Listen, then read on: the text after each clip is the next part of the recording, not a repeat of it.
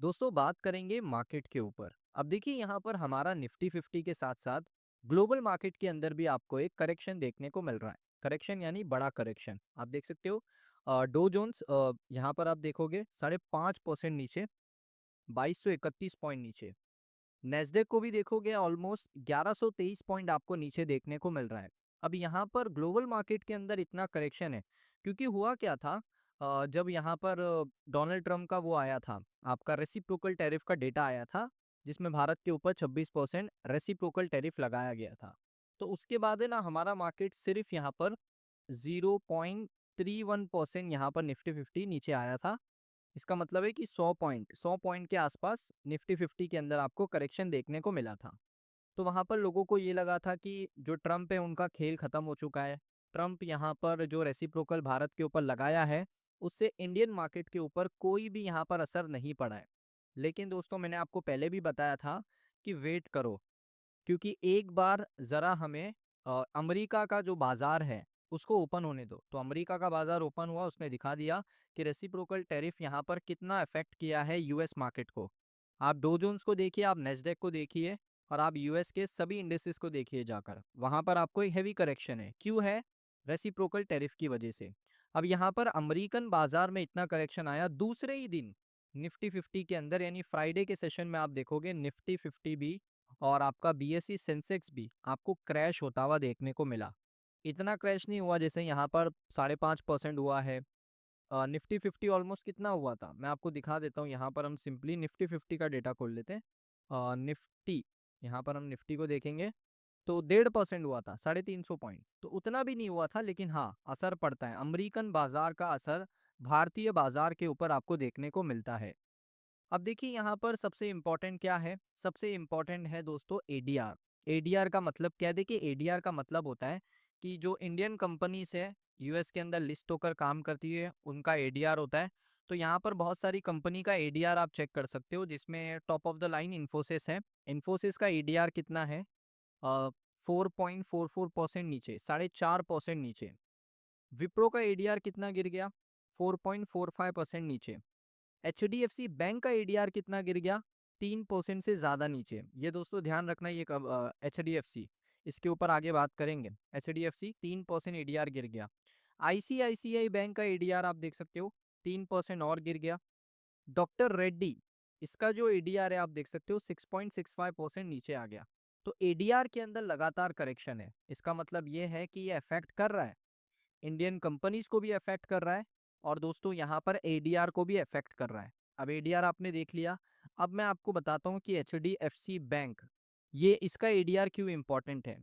देखिए निफ्टी 50 के अंदर ना दोस्तों सेक्टर वाइज अगर मैं आपको वेटेज बताऊं तो दो आता है दोस्तों, दो सेक्टर आता है। एक आता है आपका बैंक का सेक्टर, बैंकिंग सेक्टर, यानी फाइनेंशियल सेक्टर, निफ्टी फाइनेंशियल आप कह सकते हो। एक आता है आईटी।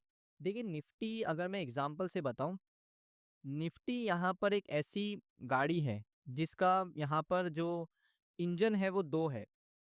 एक इंजन उनका है वो है निफ्टी फाइनेंशियल सर्विसेज, एक इंजन है इनका निफ्टी आईटी। तो एक आईटी के ऊपर डिपेंड है और एक यहाँ पर वेटेज है बैंकिंग सेक्टर, फाइनेंशियल सेक्टर। सो यहाँ पर जो बैंकिंग सेक्टर है जिसमें top of the line HDFC bank, जो कि काफी बड़ा वेटेज रखता है, मैं आपको बताऊंगा कितना वेटेज रखता है। एचडीएफसी बैंक का जो एडीआर है 3% गिर गया है, जो कि मार्केट के लिए अच्छी खबर नहीं है। कल के मार्केट के लिए कोई अच्छी खबर नहीं है। मैं फिर बता दूं, कल के मार्केट के लिए कोई अच्छी खबर नहीं है। एचडीएफसी बैंक का जो एडीआर है वो 3% गिरा है। उसके बाद देखोगे यहाँ पर सेक्टर वाइज वेटेज 21% का वेटेज है बैंकिंग सेक्टर का। मार्केट कैप आप बाजू में देख सकते हो। आईटी का वेटेज 14% है। सो ये दोनों ही सेक्टर काफी बड़े हैं। आईटी के ऊपर बात नहीं कर रहे, बैंकिंग सेक्टर के ऊपर बात कर रहे, सबसे ज्यादा वेटेज है। और उसी बैंकिंग सेक्टर में जो सबसे ज्यादा वेटेज वाली कंपनी है, कौन सी कंपनी? उसका नाम है एचडीएफसी। उसका जो एडीआर है यूएस में वो 3.5% के आसपास नीचे है। तो ये कोई अच्छी खबर नहीं है निफ्टी 50 के लिए। अब देखिए यहाँ पर मैं आपको एक और चीज दिखा देता हूँ, वो यहाँ पर रहेगी निफ्टी 50 के अंदर जो एडीआर है एचडीएफसी बैंक का, माफ करिए एचडीएफसी बैंक का वेटेज कितना है। सिंपली हम एचडीएफसी का वेटेज यहाँ पर चेक करते हैं। आपको मैं यहाँ पर बता ही देता हूँ कि वेटेज कितना है। तो आप देख सकते हो एचडीएफसी बैंक का सिर्फ एक स्टॉक का वेटेज निफ्टी 50 और निफ्टी बैंक के इंडेक्सेस के अंदर है अराउंड 13.34%। 13.34% है banking Nifty Nifty bank. Bank Nifty के अंदर 13.34% है। यहाँ पर आप देख सकते हो निफ्टी बैंक 13.34% और निफ्टी 50 के अंदर 32.51%। सो इसका जो एडीआर है, फिर से बता रहा हूँ, इसका जो एडीआर है वो 3% गिर गया है, 3% से ज्यादा ही गिरा है। सो ये कोई अच्छी खबर नहीं है दोस्तों, मंडे के मार्केट के लिए खराब खबर है। 99% चांस है मंडे के अंदर मार्केट गिरने के। अब मैं आपको बताऊंगा यहाँ पर सबसे पहले एफआई और डीआई का डेटा। तो एफआई की बात करें, लगातार सेलिंग। 4 अप्रैल आप देख लो, 3 अप्रैल आप देख लो, 2 अप्रैल को अगर आप देखोगे वहां पर भी सेलिंग, 1 अप्रैल को भी आप देख सकते हो सेलिंग। यहाँ पर कोशिश करी जा रही है थोड़ा उसको रिकॉप करने की, थोड़ा मेंटेन करने की, लेकिन डीआई वालों ने भी सेल किया ना। 4 अप्रैल को डीआई वालों ने सेल किया, उससे पहले थोड़ा थोड़ा उन्होंने बाय किया था। ये देख सकते हो, ये है एफआई और डीआई का डेटा। तो एफआई वाले भी लगातार सेलिंग कर रहे हैं। अब ग्लोबल मार्केट की हालात देखोगे, Nifty 50, BSE Sensex, Nifty bank सभी के अंदर करेक्शन। इंडिया का वॉलिटिलिटी इंडेक्स आप देख सकते हो कितना है। ये जितना ऊपर रहेगा इसका मतलब है मार्केट के अंदर करेक्शन आएगा। ये जितना नीचे जाएगा मार्केट उतना स्टेबल रहेगा, उतना अच्छा परफॉर्म करेगा, बिकॉज इसका नाम ही इंडिया वॉलिटिलिटी इंडेक्स है। तो ये वॉलिटिलिटी को चेक करके बताता है। अभी वॉलिटिलिटी 8% से ज़्यादा है, इसका मतलब है कि बहुत करेक्शन आने के चांसेस है। डो जोन्स आप देख सकते हो, नेस्डेक, S&P 500, नेस्डेक मैंने आपको बताया सभी के अंदर करेक्शन है। ये S&P 500 वॉलिटिलिटी इंडेक्स है, ये यूएस का वॉलिटिलिटी इंडेक्स है। ये देखिए कितना ऊपर है, 50% ऊपर है दोस्तों। इसका मतलब है यूएस मार्केट के अंदर करेक्शन के चांसेस और भी ज़्यादा है। S&P 500 का वॉलिटिलिटी इंडेक्स ये बता रहा है कि यहाँ पर वॉलिटिलिटी यूएस मार्केट के अंदर, अमेरिका के बाजार के अंदर सबसे ज़्यादा है। उसके अलावा अगर आप देखोगे चाइना का बाजार, ब्राज़ील का बाजार, सभी के अंदर करेक्शन है। यहाँ पर आप देखिए लगातार पूरा ग्लोबल मार्केट डाउन है। तो रेसेशन का भी थोड़ा फियर लगता है, रेसेशन भी आ सकता है, उसका भी एक फियर सताते रहता है। तो ये भी एक बड़ी वजह है। अब यहाँ पर निफ्टी के अंदर एचडीएफसी का वेटेज मैंने आपको बता दिया, ग्लोबल मार्केट इंडेक्सेस मैंने आपको बता दिया। अब बात करेंगे कंक्लूजन के ऊपर कि इस वीडियो का कंक्लूजन क्या है। देखिए चांस ये है 99%, 99% नीचे आने के चांस है।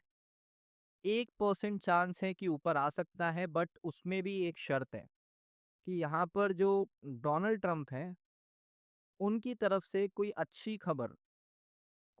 खबर यहाँ पर मिल जाए, तब जाके मार्केट ऊपर जा सकता है।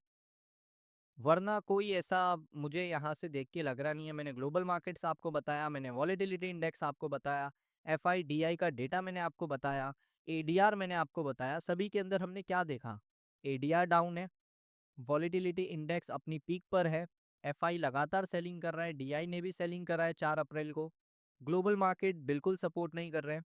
वेटेज मैंने आपको चेक कराया, तो 99% तो यही है कि मार्केट नीचे आएगा। अगर कोई अच्छी खबर आ जाती है, कोई गुड न्यूज़ आ जाती है डोनाल्ड ट्रंप की तरफ से, तो फिर आप कह सकते हो कि मार्केट ऊपर जा सकता है, वरना कोई चांस नहीं है। सो दोस्तों, ये वीडियो आपको कैसा लगा कमेंट सेक्शन में बताइए। अगर आपको ये वीडियो अच्छा लगा, वीडियो को लाइक करें, चैनल पे पहली बार आए हो सब्सक्राइब कर लो। मिलता हूँ नेक्स्ट वीडियो के अंदर।